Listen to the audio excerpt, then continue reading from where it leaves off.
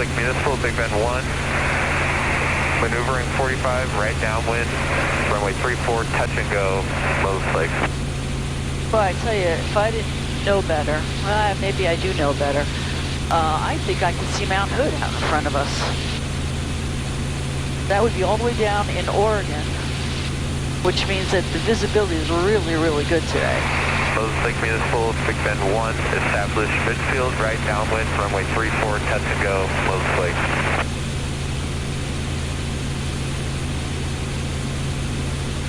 So when I do a long cross-country flight where I'm going in a straight line for a long distance, like I'm doing now, what I do is I look out for something on the horizon.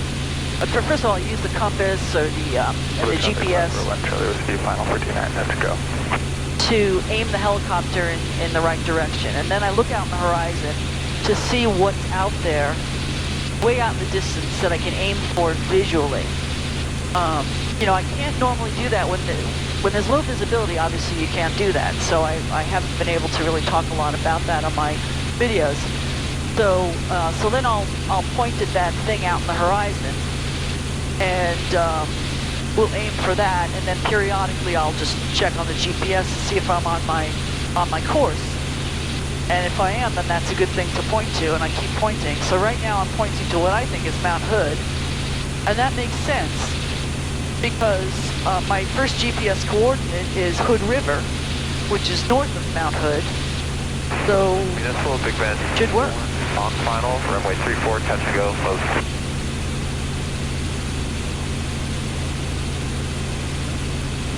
The area we're flying over now has had a lot of fires. I can see burned trees down in the canyons. It's a shame. Oh, I know which fire this was. This is the one that was burning last autumn. Wow.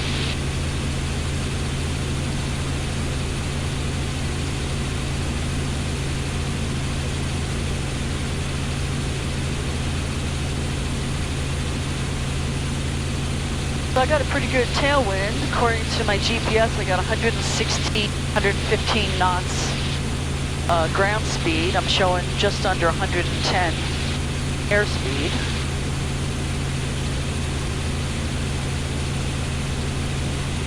What's unfortunate is that in order to get all my cameras set up properly, I need to have my vent open a tiny bit. So even though I got my heat on full blast, I got a little bit of air coming in through the vents. So it's kind of chilly in here.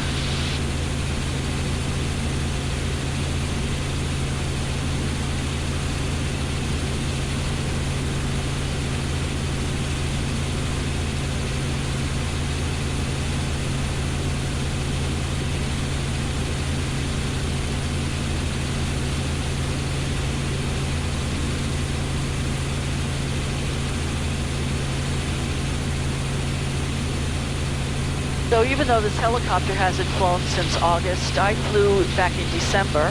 I did a couple of flights in Arizona. In fact, I just published one of the videos yesterday morning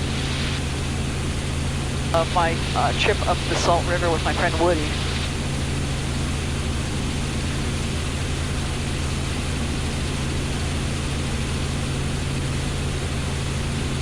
So I'm not exactly rusty. And the other thing that's kind of weird, interesting, I don't know. You know that they say, like, it's just like riding a bike, you know, that saying, something's so easy you'll pick it right back up when you haven't done it for a while. That's how it is with me and flying my helicopter. It just, you know, it's like automatic. And I think that's got to do with the fact that I've got a lot of hours in it. And I've also do a lot of kind of intense flying. When I say intense flying, I'm talking about stuff that requires a lot of concentration and a lot of skills, effort, cherry drawing mostly, and some of the other work that I've done, survey work and whatnot. So I think once you get a lot of time in an aircraft, a specific aircraft, I'm not saying this N number necessarily, but Robinson R44s, for example, when you got a lot of time in it, and you got a lot of practice doing things that you really need to focus on. I think that the easy stuff just comes really naturally. So doing a cross-country flight, cruising from point A to point B in the middle of nowhere, is pretty easy stuff. I shouldn't say middle of nowhere, because right now we're in the outskirts of Yakima. Yakima's way off to our left. And I do not know the name of this river. I should, but I don't. I should tune in 135.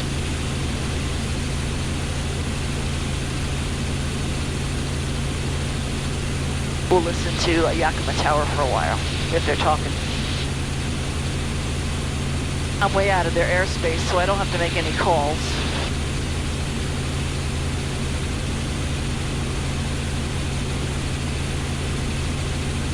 That sun coming through the cockpit feels real good. So this area is mostly farming. You know, you look down, you can see it. Looks like there's probably some grapes. There's probably some hops. They do a lot of hops farming around here. There's definitely orchards.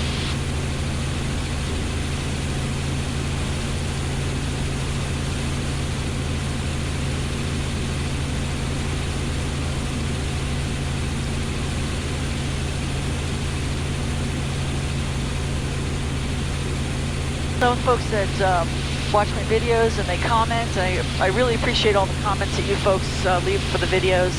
I try to answer the ones that I can. Some of you folks have been saying that when I do a long cross-country trip, you try to follow along on a map, and that's way cool. So I try to remember to tell you where I am at certain places. You know, I can't shout out GPS coordinates or anything, but I can let you know approximately where I am by landmarks of towns and whatnot. So right now I'm probably due, well no, I'm still northwest of town of the city of Yakima.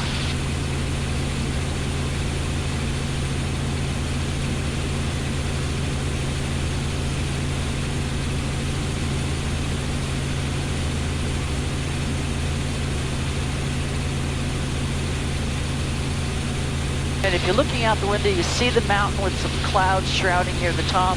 That's Mount Adams. St. Helens is not visible. Looks like there's clouds out over it. That would be off to our, like, 3 o'clock at this point. Actually, Rainier would be at our 3 o'clock. St. Helens would be more like our 2 o'clock. And I don't know if you can see way far ahead, but there's the shadow of Mount Hood out there. Just the pointy top.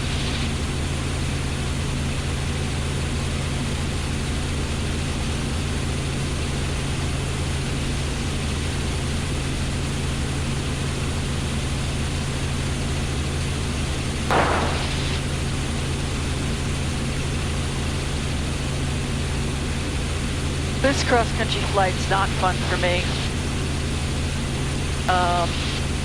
Actually, any place that I travel over and over and over again on a cross-country, after a while it just loses its charm. This one, there's a lot of empty ground I'm going over. There's a lot of remote stuff. Even though I'm skipping the mountains, there's still a lot of nothing out here.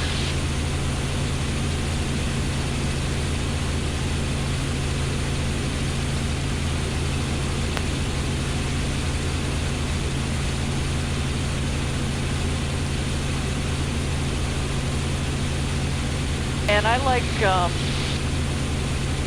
to be closer to the ground.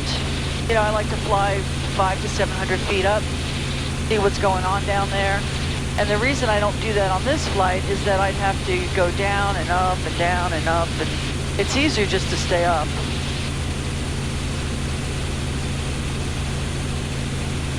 Until I get over the last, mountain. Making really good time.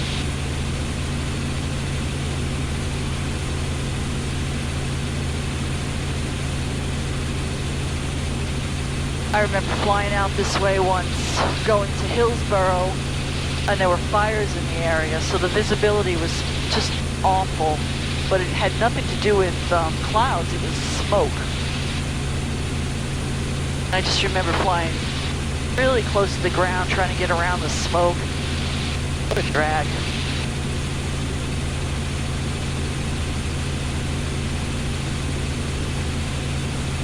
Because you can't see anything. No fun.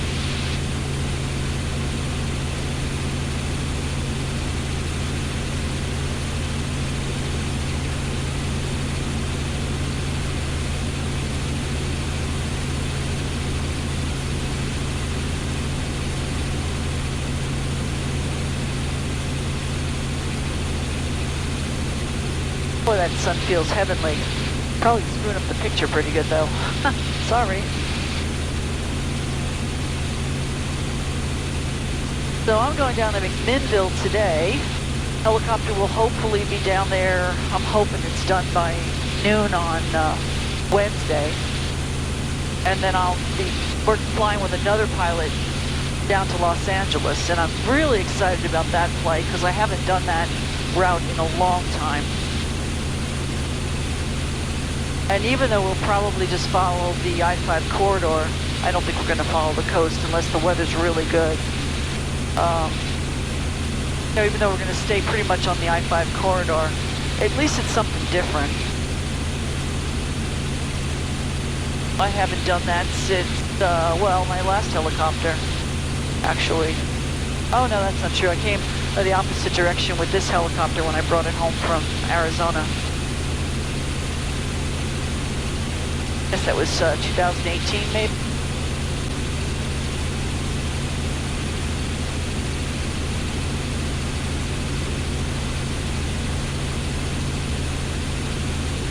I flew it all the way from Wickenburg, Arizona to Malaga, Washington in one day. We were supposed to stop at Madras for the night, and when we got there, it was still plenty of daylight, and it wasn't that far to go, and the weather was good. We just said, let's go. That was a long day of flying, but it was good to get home.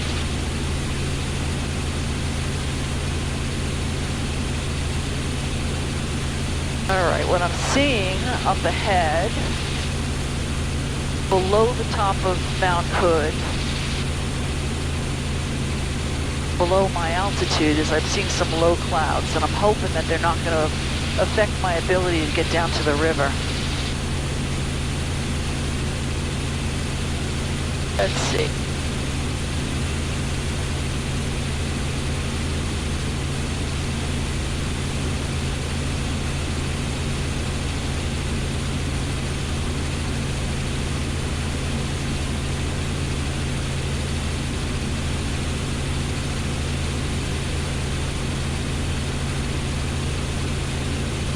If I remember right from my flight planning, this little hill up ahead of us, slightly to the right,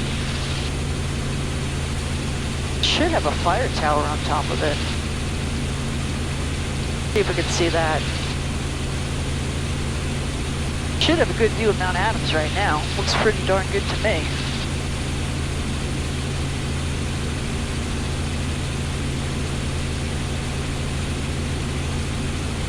The further to the west that I can go to hook up with the Columbia, the less wind I'll hit, because the Columbia River Gorge is notorious for high wind. So if I could avoid that, I'd be pretty happy.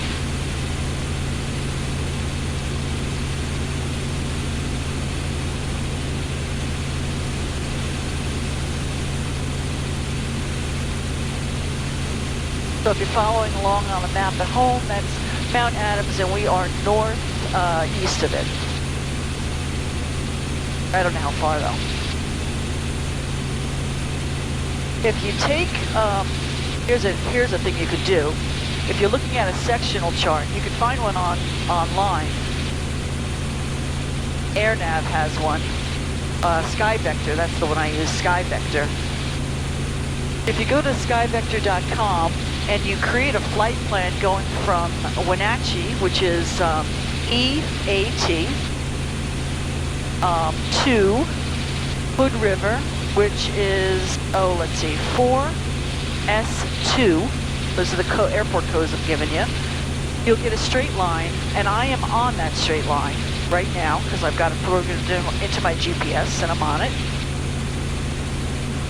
And then you can easily follow along with where I am. And when I leave the line, I'll let you know. So if you're following along at home,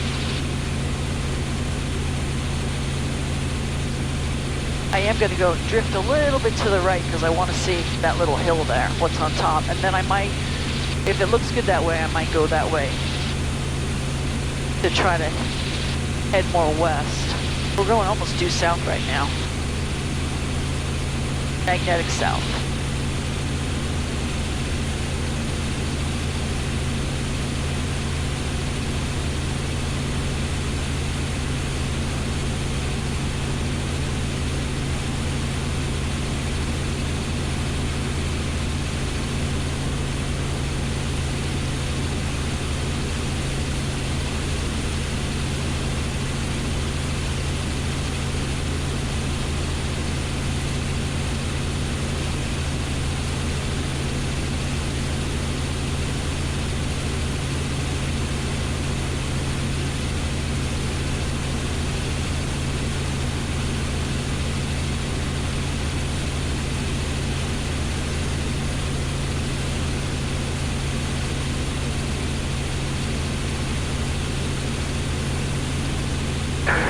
Rise 2003, Yakima ground, you're cleared to Seattle-Tacoma International Airport.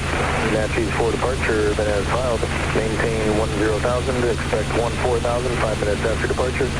Departure frequency 123.8, squawk 4711.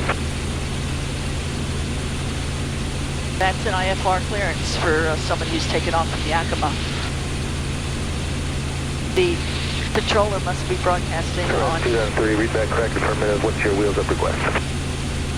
It must be broadcasting on ground and tower at the same time, which is not unusual when they're not busy.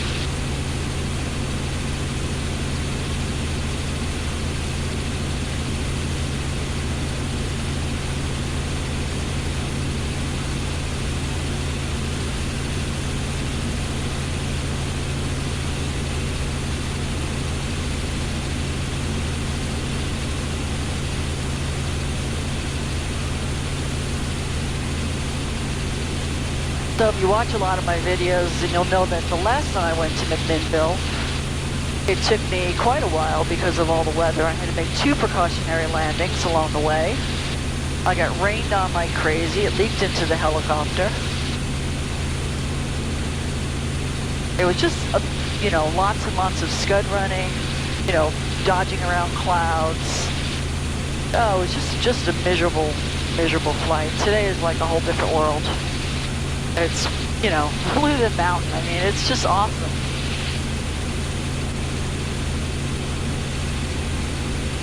We are over the Yakima Reservation now.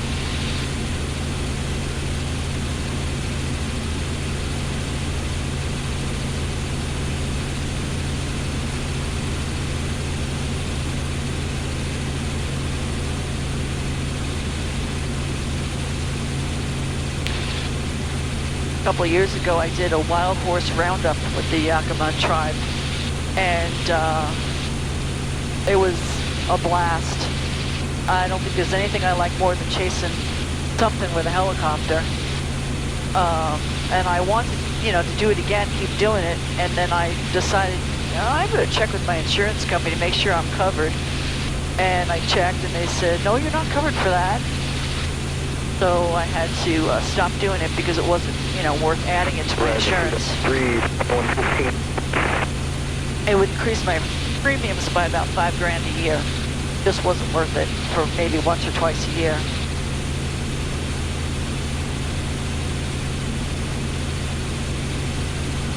So I am, let's see, slightly to the west of the line now, my GPS line. We are 46 miles from Hood River. I want to fly right past that little hill to see if there's a tower on it, a fire tower. There's a layer of clouds. It looks like it's right, well, that's right above my altitude. That looks like it's right at or below my altitude. And up ahead looks like it's below. but it's just a light layer, and I think I can get under it without any problems. So this is all looking good. I still can't see Mount St. Helens. Roll clouds out that way.